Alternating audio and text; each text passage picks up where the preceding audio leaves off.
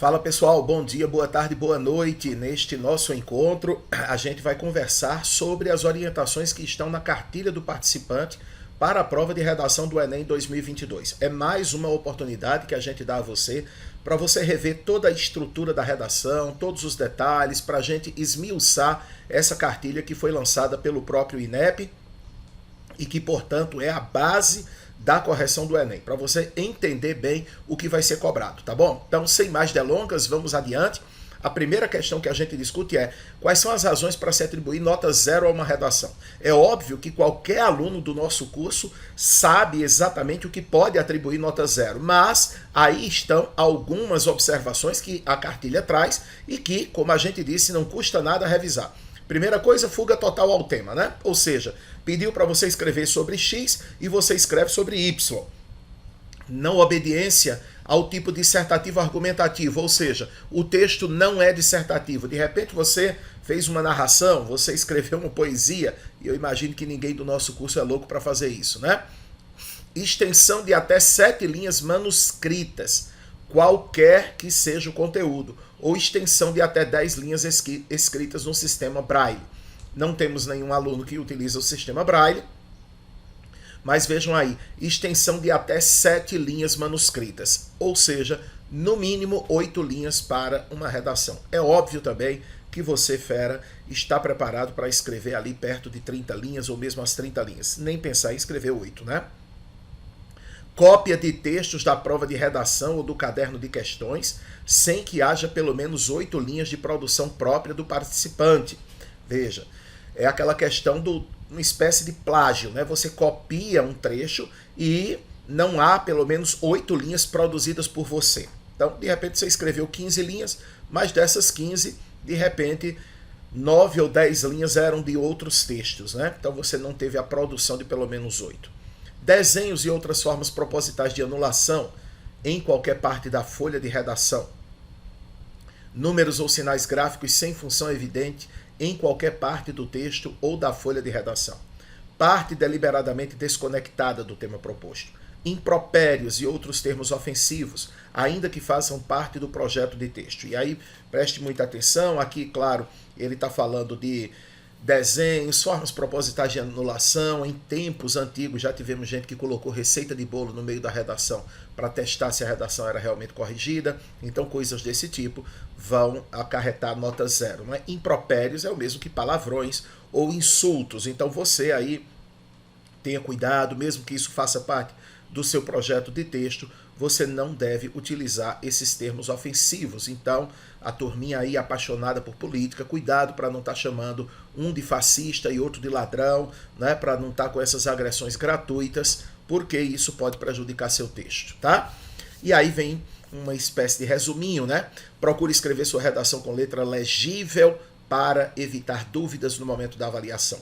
Uma redação incompreensível devido à letra ilegível poderá receber nota 0.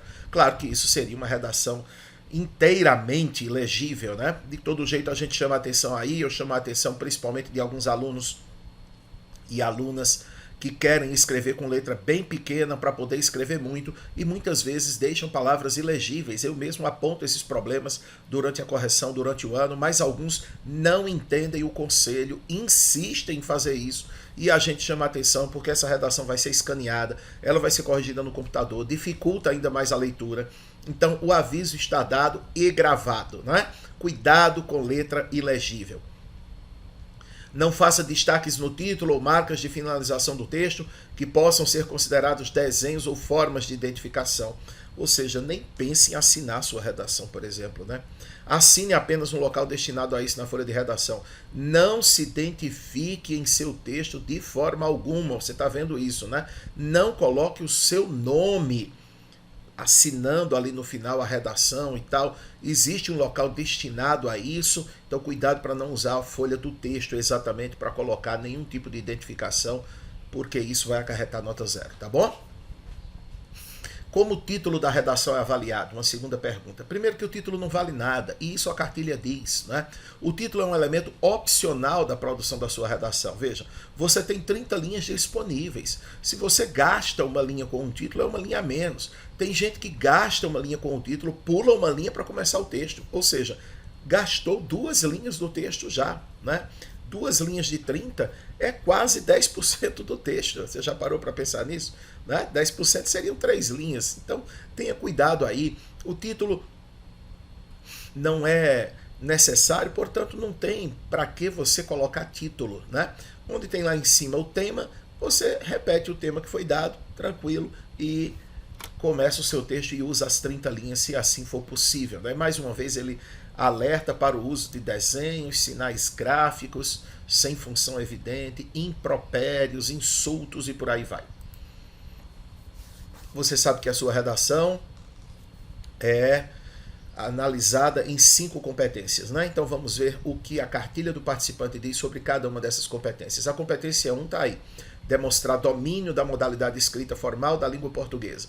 Então sabe aquele aluno que passa o ano dizendo que não precisa estudar gramática? Sabe aquele curso que não ensina gramática porque considera isso desnecessário? Tá aí, 200 pontos da sua redação valem por causa do uso da gramática. E aí ele coloca os tópicos principais: acentuação, ortografia, uso do hífen, emprego de letras maiúsculas e minúsculas, separação silábica, regência, concordância, tempos e modos verbais, pontuação, paralelismo sintático, emprego de pronomes e crase, né?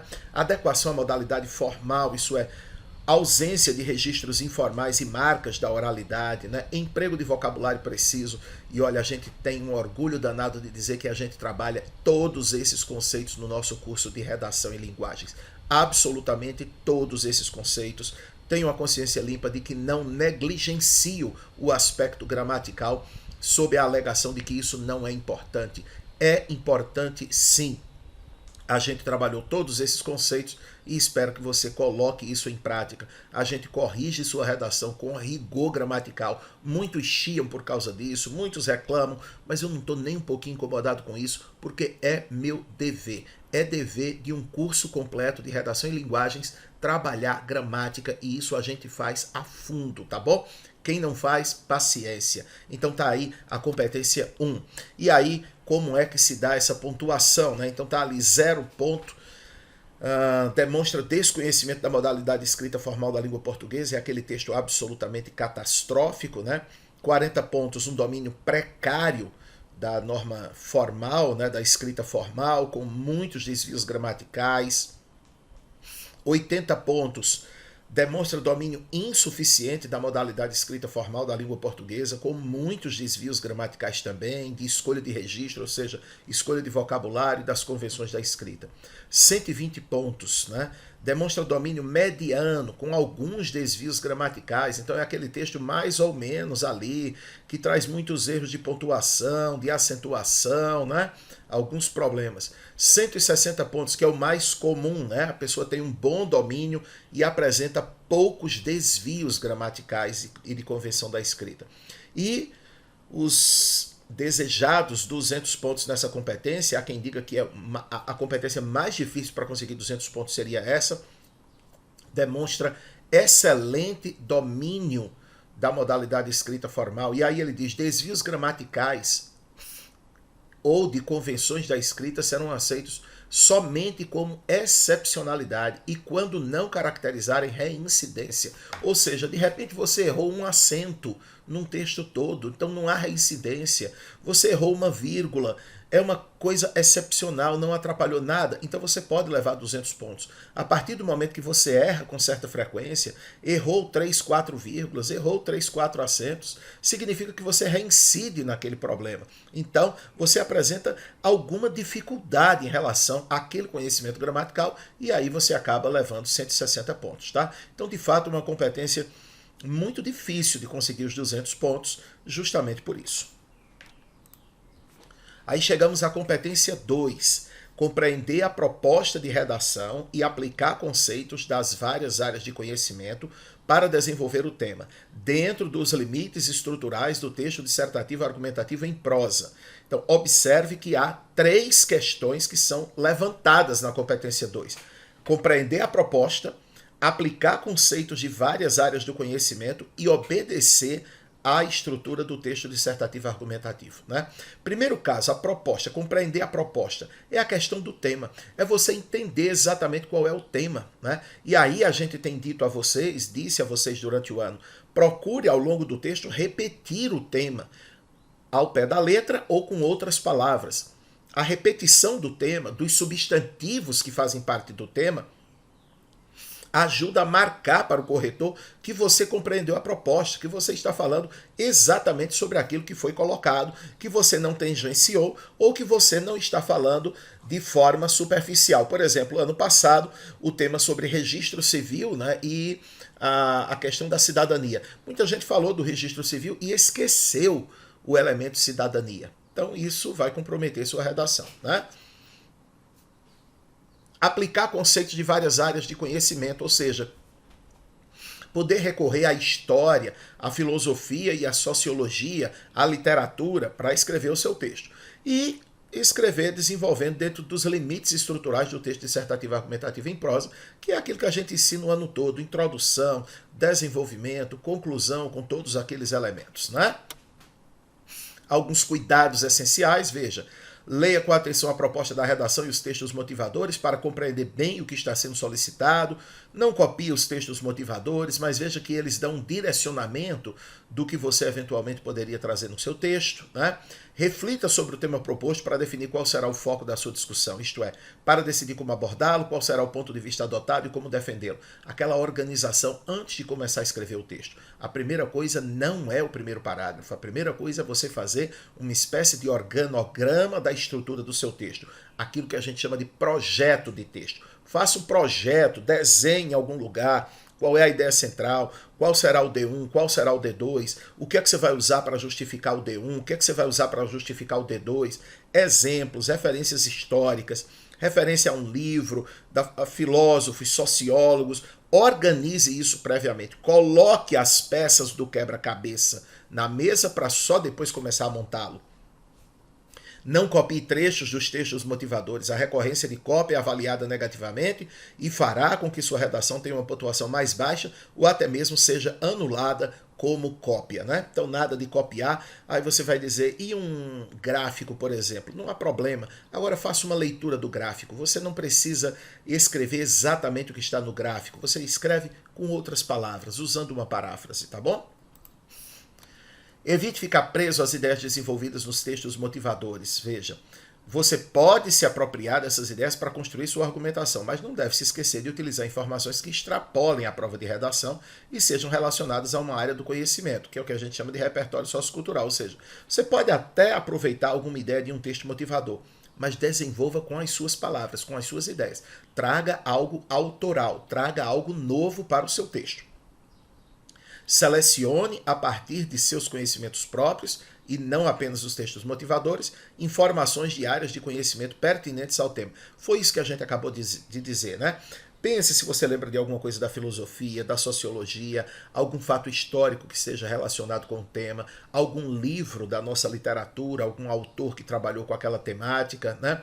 Exemplos que são de conhecimento público, que todo mundo conhece, de repente algum artigo da Declaração Universal dos Direitos do Homem. Nós trabalhamos a Declaração Universal no nosso curso, artigo por artigo, então de repente dá uma revisada aí nesses artigos da Declaração Universal, você apresentar o artigo vai ser muito bom, fazer uma referência à Constituição brasileira, tudo isso é importante. Mantenha-se dentro dos limites do tema proposto, tomando cuidado para não se afastar do seu foco. Esse é um dos principais problemas identificados nas redações. Nesse caso, duas situações podem ocorrer: fuga total ou tangenciamento ao tema. Fuga total levaria a nota 0, tangenciamento ao tema pode levar a uma nota 80, por exemplo, no quesito 2, e naturalmente comprometer os quesitos 3 e 5, né? A gente lembra que os quesitos 2, 3 e 5 estão muito relacionados, porque tratam do conteúdo do texto. Inclusive, isso está dito lá na cartilha, olha comigo. Conforme previsto na matriz de referência de redação do Enem, o tangenciamento ao tema, avaliado na competência 2, afeta também a avaliação das competências 3 e 5, impedindo que a redação receba nota acima de 40 pontos em todas essas competências. Então, você está vendo aí que a coisa fica bem complicadinha, né? E aí está... como fica a pontuação no quesito 2, tá certo? A gente tem ali, de fato, 40 pontos, apresenta o assunto tangenciando o tema, ou seja, não escreve exatamente sobre o que era o tema, né? Fuga total, 0 a pontuação.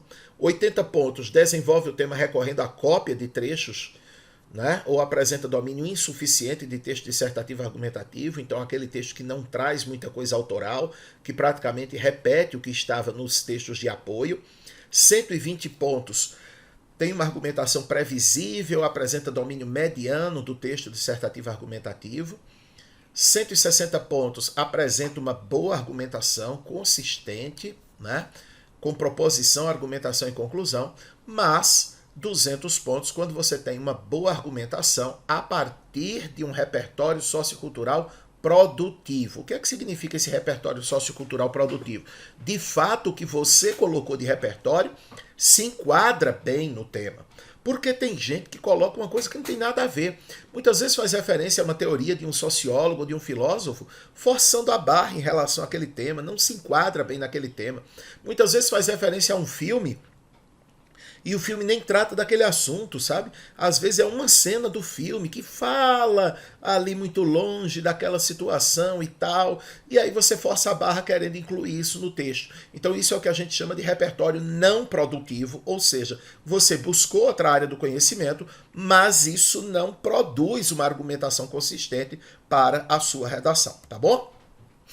Aí chegamos à competência 3, selecionar, relacionar, organizar e interpretar informações, fatos, opiniões e argumentos em defesa de um ponto de vista.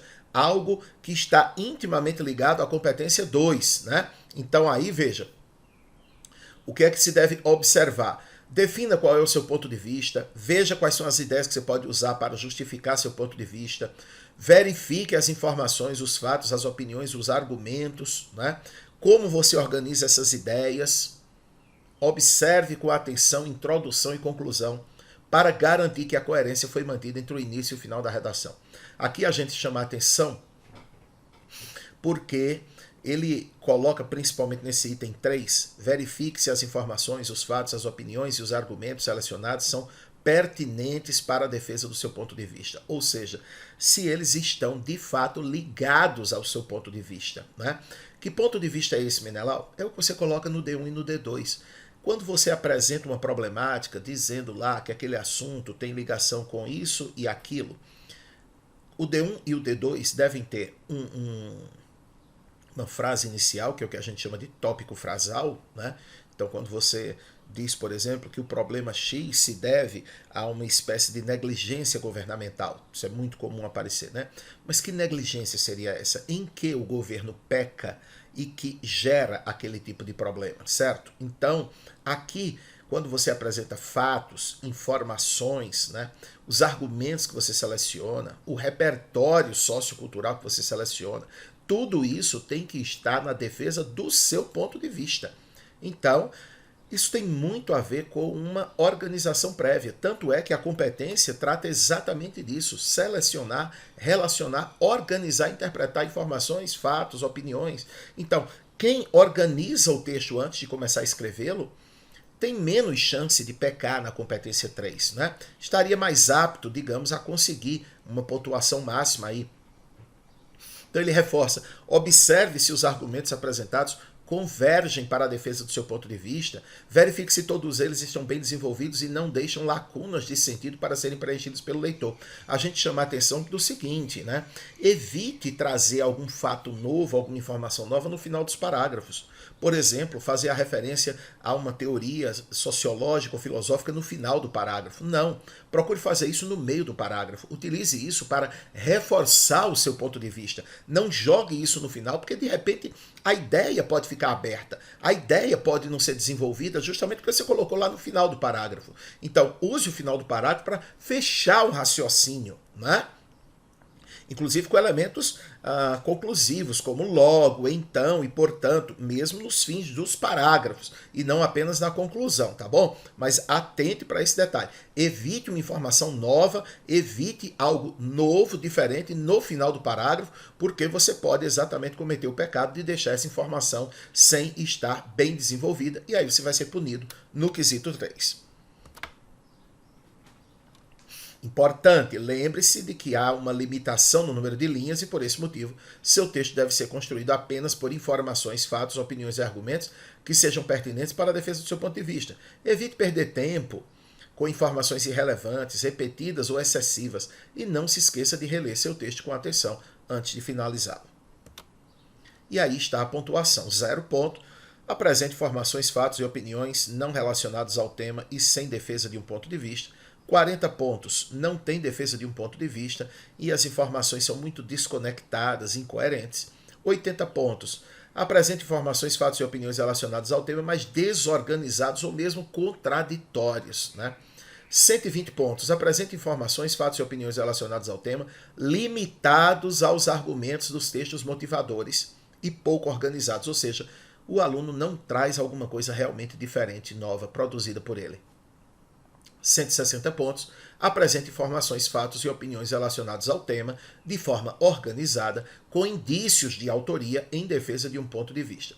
E 200 pontos, apresente informações, fatos e opiniões relacionados ao tema proposto de forma consistente e organizada, configurando autoria em defesa de um ponto de vista. Veja, a diferença em com indícios de autoria e configurando autoria, quando o corretor percebe que aquilo de fato foi produzido por você, né? Que aquilo ali de fato traz uma organização consistente, uma lógica argumentativa na defesa do seu ponto de vista. A gente vai agora para a competência 4. Demonstrar conhecimento dos mecanismos linguísticos necessários para a construção da argumentação. Ou seja, é a competência da coesão textual, né? A coesão textual deve ser garantida com estruturação de parágrafos. Então, os parágrafos podem ser desenvolvidos, ele coloca, por comparação, causa e consequência, exemplificação, detalhamento, entre outras possibilidades. Isso é uma coisa que todo mundo sabe fazer, todo mundo aprendeu direitinho no curso, né? A estruturação dos períodos, a referenciação. Nós tivemos capítulos específicos sobre coesão textual, estudando todos os elementos da coesão, que ele coloca aí na referenciação, pronomes, advérbios, artigos, sinonímia, antonímia, hiperonímia, né? Expressões exumitivas, tudo isso aí foi trabalhado por nós. Então, aqueles elementos que devem ser usados entre os parágrafos e dentro dos parágrafos para começar as frases, tudo isso foi analisado exaustivamente nas várias redações que a gente viu durante o ano, em aulas específicas sobre coesão textual, que estão aí no seu material, tá? Então, creio que você está preparado aí para essa questão da coesão. Só tenha cuidado para evitar repetições muitas vezes, repetição tanto de palavras quanto de alguns conectores. Então é preciso estar com muita atenção em relação a isso, né? E aí ele coloca, procure utilizar as seguintes estratégias de coesão: substituição de termos ou expressões por pronomes pessoais, possessivos, demonstrativos. É o uso dessa forma, isso, nesse sentido, né? Sob essa ótica, nesse viés, são esses pronomezinhos aí. Substituição de termos ou expressões por sinônimos, hipônimos, hiperônimos ou expressões exumitivas. Substituição de verbos, substantivos, períodos ou fragmentos do texto por conectivos ou expressões que retomem o que foi dito. Elipse ou omissão de elementos que também já tenham sido citados, ou seja, muitas vezes o aluno questiona, mas como é que eu substituo essa palavra? Muitas vezes você não precisa substituir, muitas vezes você omite, né? Você pode usar um pronome, mas em alguns casos você pode omitir a palavra e o contexto já esclarece ali a presença dela. Isso também é coesão textual, por meio da elipse, tá bom? E aí a pontuação, 200 pontos quando você articula bem as partes do texto, apresenta repertório diversificado, ou seja, usa vários conectivos, vários elementos, não fica com repetições, né? Veja, articula as partes do texto com poucas inadequações, aí você leva 160 pontos. Por exemplo, o mau uso do pronome relativo que, o mau uso do pronome onde, né? Onde deve ter sempre um referencial locativo. sempre se refere a um lugar, então muitas vezes isso. Uso abusivo de gerúndio muitas vezes deixa as orações mal feitas, então tenha cuidado também com o mau uso de gerúndio. Tudo isso pode prejudicar aí, além, claro, das repetições e da ausência desses conectores, né? E finalmente chegamos à competência 5, elaborar a proposta de intervenção para o problema abordado, respeitando os direitos humanos, lembrando que essa proposta de intervenção deve ser em cima do que você problematizou. Então não adianta você pensar só numa solução. Quando você estiver montando seu projeto de texto, lembre-se, você vai apontar problemas, certo? Vá pensando logo quais são as soluções. Né? Por quê? Porque a conclusão tem que ser em cima do problema que você apontou. E aí na conclusão, o que é possível apresentar como solução para o problema, ou seja, é a ação. É preciso fazer o quê?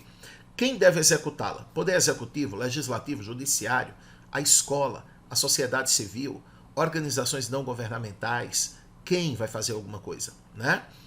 Como viabilizar essa solução? É o meio. De que forma isso vai ser colocado? Qual o efeito que ela pode alcançar? Que seria a finalidade. E que outra informação pode ser acrescentada para detalhar a proposta? Isso é o detalhamento. Então nós temos aí os 5 elementos. A ação, o agente, o meio, a finalidade e o detalhamento. São esses 5 pontos aí que vão gerar os 200 pontos, né? O que é considerado desrespeito aos direitos humanos? A gente tem um capítulo no nosso livro 2 específico sobre os direitos humanos, né? Na parte de redação. Procure no seu livro 2. Então, veja quais são os artigos, os 30 artigos dos direitos humanos. Trabalhamos esses artigos em sala de aula, explicamos um a um para você. Qualquer coisa que vá contra qualquer um deles é desrespeito aos direitos humanos. E isso pode fazer com que você perca pontos preciosos. Então, nada de propostas que atinjam a dignidade humana, né? Você tem que prezar pela igualdade de direitos, o reconhecimento das diferenças e diversidades, pensar na laicidade do Estado, ou seja, não vá fazer propostas religiosas, tá? Democratização da educação, transversalidade, vivência, globalidade, sustentabilidade socioambiental. Não vai pregar derrubada de árvore não, pelo amor de Deus, tá? Vejam alguns trechos de redações de participantes do Enem 2021 que levaram a atribuição de 0 na competência 5. Alguém colocou: deve-se criar leis cruéis para pais que não querem dar seu sobrenome a seus filhos. Veja, deve-se criar leis cruéis. A outra: é de grande importância que haja exclusão de pessoas sem documentos, pois o país não sabe nada sobre aquele indivíduo, que pode ser muito perigoso para o restante da sociedade. Né? Então você percebe aí que é uma proposta realmente de exclusão. A solução seria implantar uma lei que quem não fosse registrado teria 60 dias para se registrar ou seria retirado do país. Veja, são propostas realmente de quem não entende nada de direitos humanos, né? De quem não estudou nada sobre isso e que está pensando aí que se resolve tudo com propostas, né, de punições gravíssimas, né, atingindo ainda mais quem já é atingido, tá certo? E aí estão os pontos, né?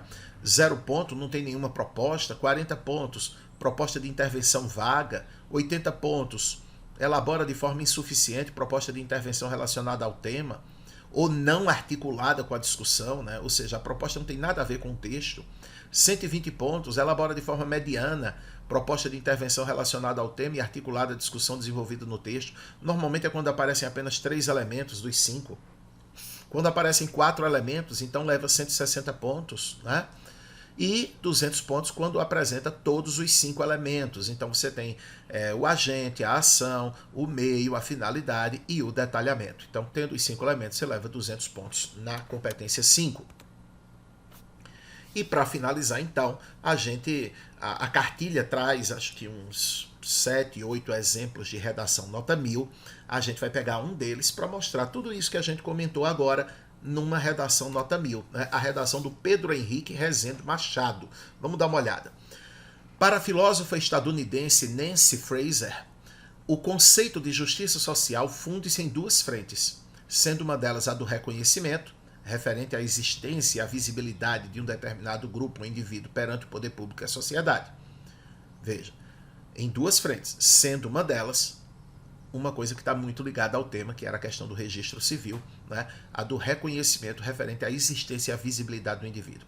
Nesse viés, olha o elemento coesivo aí, nesse viés, a fim do efetivo asseguramento da cidadania de seus indivíduos, o corpo estatal exige a materialização do existir de seus cidadãos mediante documentos oficiais, os quais proporcionam acesso a prerrogativas e serviços que lhes cabem aos indivíduos registrados. Então veja que nesse parágrafo, o Pedro fala de assegurar a cidadania e da materialização do existir mediante os documentos. Então, ele não falou registro civil, mas falou de documentos que cabem aos indivíduos registrados.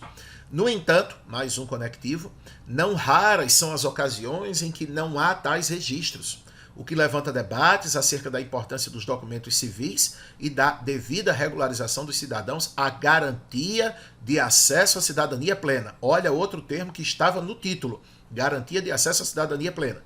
E, portanto, a visibilidade no Brasil, embasado sobretudo na oportunidade de indivíduos alijados à sociedade ascenderem de condições de vida, somada à possibilidade de estes construírem seu verdadeiro eu. Não é ser, é seu. Tendo isso em vista, o Estado deve agir visando a facilitação e a democratização de tal processo civil. Veja que é uma introdução feita com 4 períodos, né? 4 períodos. Vamos para o desenvolvimento. De início, olha o conector interparagrafal. É notório o caráter indispensável do registro civil na promoção da cidadania, em especial de indivíduos à margem da sociedade e da atuação do poder público, possibilitando sua ascensão social. Veja que a ideia de ascensão social estava na introdução, né? Quando ele diz que a garantia de acesso à cidadania plena e, portanto, a visibilidade, embasado sobretudo na oportunidade de indivíduos alijados à sociedade ascenderem de condições de vida. Então, a ascensão social é o que ele vai colocar aí. Então, essa primeira frase do D1 é o tópico frasal, a importância do documento para a ascensão social. E aí veja que vem a citação agora, como a gente tinha dito, né? Coloca o tópico e depois você traz um sociólogo, um filósofo. Segundo o geógrafo Milton Santos, o Brasil vive um cenário de cidadanias mutiladas. Esse conceito de cidadanias mutiladas aparece em algumas redações, né? Então é um conceito que a gente trabalhou na sala de aula, juntamente com a ideia de cidadania de papel do Gilberto Dimenstein. É uma boa referência quando se trata de cidadania. Em que, embora a Constituição preveja de forma universal e indistinta o acesso a prerrogativas, estas não são efetivamente consubstanciadas na prática, engendrando disparidades sociais baseadas principalmente no poder econômico dos membros da sociedade. Gente, toda essa citação que ele fez, segundo Milton Santos, serviria, se você colocasse aí, segundo o jornalista Gilberto Dimenstein, né, o Brasil vive um cenário de cidadanias de papel. O restante é idêntico. Serviria do mesmo jeito, porque a temática é a mesma. Nesse contexto, olha aí a coesão, pessoas em uma posição inferior de pirâmide social têm seus direitos renegados, em uma estrutura baseada no capital, restando ao Estado o dever de, ainda que parcialmente, complementar a iniciativa privada na oferta de serviços e de prerrogativas mercantilizadas, em busca de uma conjuntura de maior equidade social. Dessa forma, mais um elemento coesivo, o registro civil, olha aí de novo a palavrinha do tema, ao estabelecer a conexão indivíduo-poder público, permite que este atue de forma localizada e eficiente sobre comunidades ou cidadãos, com o fito, quer dizer, com o objetivo de promover sua ascensão social. Olha a ideia de ascensão social que estava no início do parágrafo. Tendo o documento papel primordial nesse intermédio. Então veja que um parágrafo com 4 períodos novamente, apresentou a temática, trouxe a ideia do geógrafo Milton Santos, depois exemplifica a relação que existe dessas pessoas que têm seus direitos renegados, e no 4º período faz a conclusão ali, quando começa com dessa forma, né? Traz registro civil, traz a ideia de cidadania, né? Traz todos esses elementos e a ascensão social que era o D1 dele. D2. Além disso, a gente já percebe um parágrafo menor, normalmente o D2 é um pouquinho menor, já em um âmbito existencialista, a regularização do indivíduo, ao materializar sua existência, fornece um importante amparo na síntese de seu verdadeiro eu. Isso também estava lá na introdução. Conforme o filósofo Jean-Paul Sartre, então ele vai para a filosofia, veja, a estrutura é a mesma. Primeira frase, ele trabalhou com o quê? Com o tópico frasal. Depois, ele trouxe o filósofo. No parágrafo anterior, ele trouxe o geógrafo, tá? É isso que a gente tem dito a você.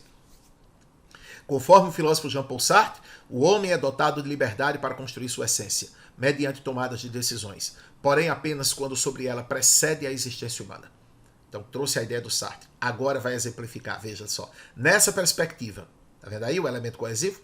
O fato de existir é imprescindível para que o cidadão, no seu íntimo, seja capaz de, ao longo de sua vivência, sintetizar quem ele realmente é, com toda a liberdade de sua existência.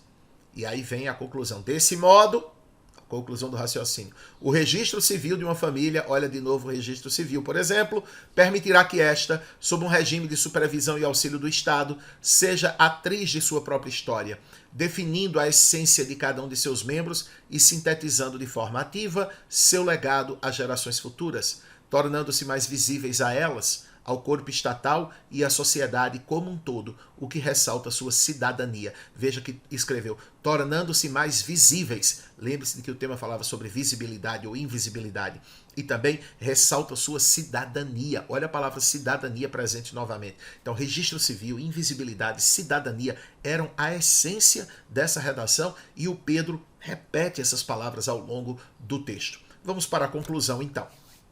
Portanto, olha o elemento conclusivo, em vista dos benefícios inerentes ao registro civil e sua facilitação no que se refere à cidadania, faz-se necessário que o Estado, agente, através de parcerias entre as esferas federal, estadual e municipal, meio, democratize a retirada de documentos cidadãos, ação, por meio da construção de centros, por meio da construção de centros de registro e cartórios em zonas periféricas e interioranas, os quais disponibilizem atendimento integral e direcionado a indivíduos de baixa renda que não tiveram a oportunidade de reivindicar seus documentos. Olha o detalhamento. A finalidade de tal ação, olha a finalidade, é ampliar e garantir o acesso à cidadania plena no Brasil, já que esta só pode ser integralmente alcançada, na maioria dos casos, com no mínimo a certidão de nascimento, justamente por informar o poder público a respeito de sua existência como cidadão. Somente assim, conclusão já do raciocínio, poder-se-á construir um cenário de justiça social e de reconhecimento igualitário dos indivíduos perante o corpo social e estatal, universalizando prerrogativas e fazendo da sociedade uma instituição harmoniosa e, em seu conjunto, cidadã. Repara que ele termina, mais uma vez, com a ideia de cidadania, tá certo? Então fica aí um bom exemplo de uma redação nota 1000, né? A gente, ao longo das aulas, tem feito análise de redações nota 1000, não apenas do ano de 2021, mas de 2019, 2020 também. Tenho trabalhado isso no curso com vocês, mas fica aí fechando então esta aula, este exemplo retirado da cartilha lançada pelo INEP para o candidato que vai fazer o Enem 2022. Tá bom, gente? Grande abraço para todo mundo. Estamos aí na torcida e na luta por uma boa prova. Valeu. Tchau.